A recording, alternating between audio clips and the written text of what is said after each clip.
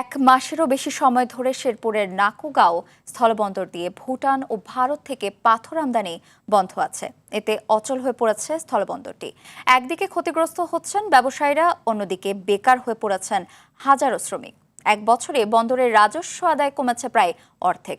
শেরপুর সংবাদদাতার পাঠানো তথ্যচিত্রে বিস্তারিত জানাচ্ছেন নাদিরা সুলতানা।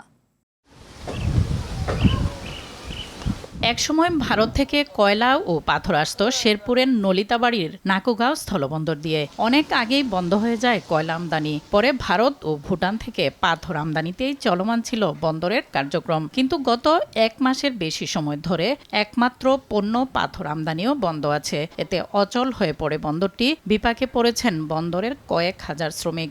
যখন কাজ থাকে তখন তো করে খাই মিল মতো না, যখন কাজ নাই তখন ঋণ করে খাওয়ান লাগে। এই আয় না, এভাবে দিন অবস্থা চলতেছে। 1 মাস 2 মাস বন্ধ থাকে, যার ফলে শ্রমিকরা দুর্ভিক্ষের মধ্যে আছে, তাদের সংসার আসলে চলতেছে না। আমদানির টাকা পরিশোধ করেও পাথর পাচ্ছেন না বলে জানান ব্যবসায়ীরা।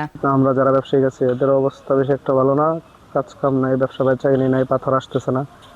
যারা শ্রমিক আছে এদের অবস্থা ভালো না। নানান সমস্যার কারণে আমাদের ব্যবসা দুর্দশায় সারতেছে না, একের পর এক সমস্যা লাগিয়েই রয়েছে। বন্দরের কর্মকর্তা জানান, ভারতের অংশে সড়ক খারাপ থাকায় পাথর আমদানি বন্ধ আছে। তবে কবে পাথর আমদানি স্বাভাবিক হবে তাও জানেন না কেউ। নাকুগাঁও স্থলবন্দরে একটি মাত্র পণ্য আমদানি হয়, সেটা হচ্ছে যে পাথর।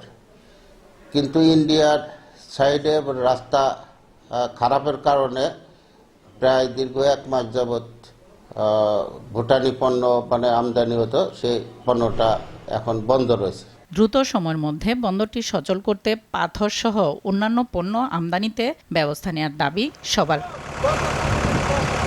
নাদিরা সুলতানা, RTV।